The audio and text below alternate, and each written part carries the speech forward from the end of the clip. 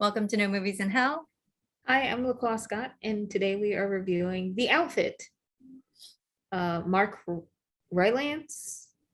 Yes, I think that's how it's pronounced. That was the only that's the only character I know by name that's in that Oh, you didn't know movie. Johnny Flynn? Who's that? Okay. Johnny Flynn plays I can't remember his character's name. He plays the gangster who lives. Francis, I think. Okay. No, is Francis the son? Yeah, I think Francis was the son. Is he the guy that gets shot and lives and possibly burns? So Francis is the son who dies. Johnny Flynn is the guy who yes, gets shot and possibly burns. He's been in a ton of stuff, but he looks very different in a lot of it. So it's hard to Okay. tell. He was in, the first time I saw him was in The Hangmen on Broadway, which is actually, The Okay. Hangman is coming back to Broadway in April. And then Oh he wow. was in Beast with Jessie, I think her name is Jessie Buckley, the woman who was just nominated for Best Supporting Actress for The Lost Daughter. Yep. That was good. Beast was very good. He was in Emma. He plays the lead. Oh In wow. Emma. He was in something else too. He's a singer-songwriter. He's very talented. I don't know if he's going to be in The Hangman when it comes back in April. But The Hangman I really liked, but I know a lot of people who did not. Okay. I have heard of the play, but I've never heard of this gentleman. So also, The Hangman is by the guy who did In Bruges and Three Oh, Billboards. So he is a yes. playwright typically, or I guess that's what he has the most of, I think, are plays. And I think he's dating the woman, Phoebe Waller-Bridge. Oh, really? Yeah. Or he was. I don't know if they're still dating. But yeah, Martin McDonagh. Yes. Yes. All right. So Johnny Flynn, put him on your list as someone to watch. Okay. Very cool. Yeah, I had no idea going into this. I've seen like two trailers. And I didn't know what it was going to be about. I literally thought, maybe it'll be something along the lines of Phantom Thread with some like gangster elements. That wasn't the case.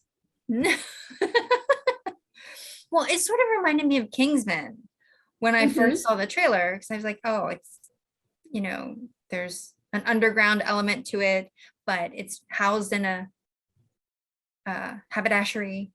So it looked good. Mark Rylance. I didn't know exactly who he was, but I did think he looked very familiar, and that's because of Dunkirk. Okay. Is what I remember him from. But apparently he's done like a million things. Yeah, he's in Don't Look Up and Ready Player One. I never saw that. Or read the book. Oh. I think the book might be better. Probably. I liked it though. I thought it was well done. Of course, like I thought the main character was very good. I thought everyone was very good. Yeah. It seemed almost like it was a little bit over architected. Like, how could he know that all of these things were going to happen and plan for them in advance? But yep. But okay, like it's a good story for sure. Yeah, I mean, it was very straightforward. It was what I hope every Guy Ritchie movie is going to be when I go in. It's going to be a That's caper. very funny. It's going to be Brits. Yeah. They're all going to be very well dressed. Except maybe in Snatch. But yeah, I thought it was great. I thought it was good. I mean, I didn't know that it was going to be like a mystery thriller and that everything would take place literally in the shop. Yes, very play-like. And yeah, and like all of the elements were there. So it was like if you were paying attention in the beginning, that stuff leads into the end. And then yeah, to the point of everything was perfectly laid out. And really, you couldn't deviate from, I guess, the observations was really interesting. I didn't know where it was going to go. So some pieces I like, couldn't really, I guess I really didn't have the foresight.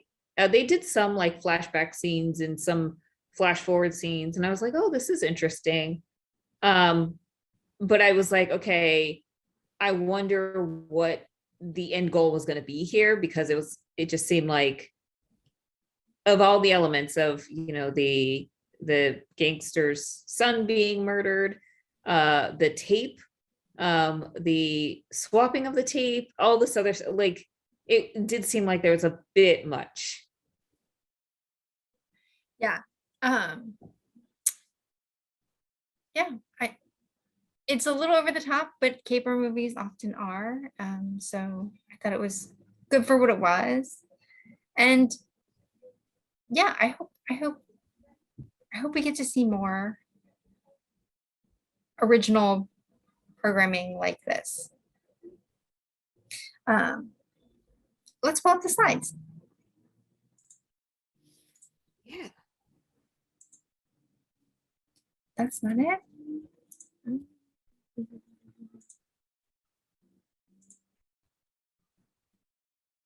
Yeah, I really like gave it an average. Maybe it was late. I don't know. I can't justify my score at this moment, but I thought it was overall, it was okay. Yeah, I mean, that's how you felt at the time. I did give acting a 3. I think because it was very play-like and it was all sort of confined in that one area. And I thought everyone who was in it did a very good job with their character. So I gave it a 3 on acting. Cinematography, even for such a tight space, I thought they did a good job. Costumes were good for what they were. Hair and makeup was good. Everything else. I give it a 3 though on Rater's Choice, because even though you would get a 2 in all the categories, the combination of all of it works.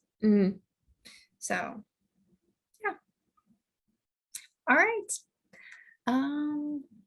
What else? Do you have anything to plug at the end of this episode? No, nothing to plug. Definitely looking forward to spring movies. So Yes. Ready for that. Do you have anything to plug? No. We will have an episode coming up for Lost City. So I'm looking forward to that. Me too. Can't wait to share thoughts, feelings. All right. Well, thanks everyone. See you next time. See you next time. Bye.